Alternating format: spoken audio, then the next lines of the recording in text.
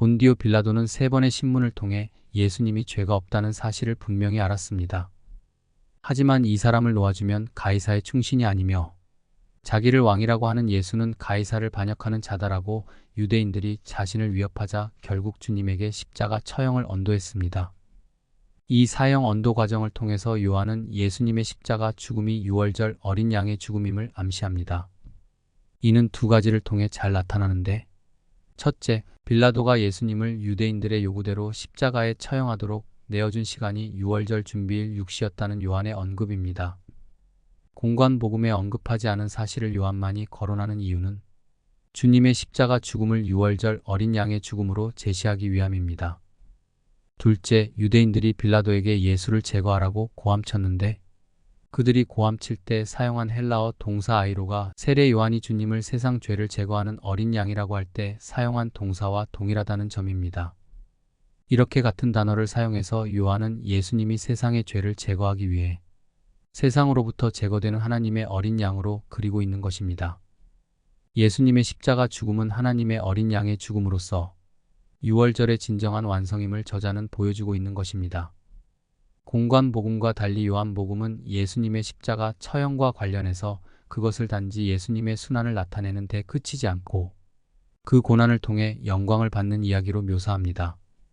이는 사도가 이 십자가 사건을 고난의 사건으로 보지 않고 영광의 사건으로 보았기 때문입니다.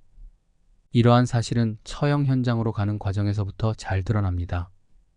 공관복음서에서는 구레네 시몬이 주님을 대신해서 십자가를 지고 간 것을 기록하지만 요한은 구레네 시몬을 전혀 언급하지 않습니다.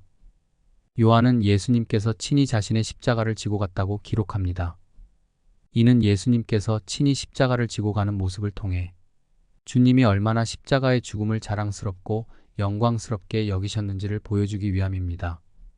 십자가 죽음의 시간을 자신이 영광받는 시간으로 기다려왔던 주님이 십자가를 자발적으로 지고 가는 것은 너무도 당연한 것이기 때문입니다. 예수님은 십자가에 달려 돌아가시는 내내 추호의 두려움이나 공포감을 표현하지 않으셨습니다. 오히려 여유를 보이시며 요한에게 육신에 묻힌 마리아를 당부하셨습니다. 그리고 최후의 순간에 당당히 이렇게 외치셨습니다. 다 이루었다. 이 말은 헬라어로 테텔레스타이인데 이는 다 마쳤다, 다 지불했다라는 의미입니다. 그러므로 주님은 십자가상에서 하나님께서 계획하신 구속 사역을 성취했다. 우리의 죄값을 다 지불했다라고 말씀하신 것입니다. 이 말씀을 하신 후에 예수님은 별세하셨는데 이 주님의 별세와 관련해서 요한은 독특한 표현을 사용합니다.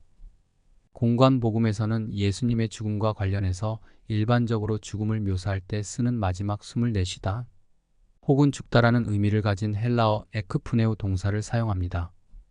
이에 반해 요한은 넘겨주다라는 뜻을 가진 파라디도미를 씁니다. 이는 예수님의 죽음이 단순히 숨을 거두신 것이 아니라 제자들에게 자신의 영, 즉 성령을 넘겨주고 가는 모습으로 의미 부여하는 것입니다. 요한에게 예수님의 별세는 성령을 신자들에게 주시는 모습의 예표인 것입니다. 이제 19장을 마무리하면서 간단히 핵심만 요약해 보겠습니다. 19장의 제목은 두 글자로 하면 죽음입니다. 그리고 19장의 키워드를 또 두 글자로 하면 성령입니다. 그러므로 이 둘을 하나로 묶어 죽음으로 성령이 오신다라고 한 문장을 기억하세요. 예수님 죽음은 단순히 숨을 거두시는 것이 아니라 제자들에게 성령을 넘겨주시는 것이기 때문입니다.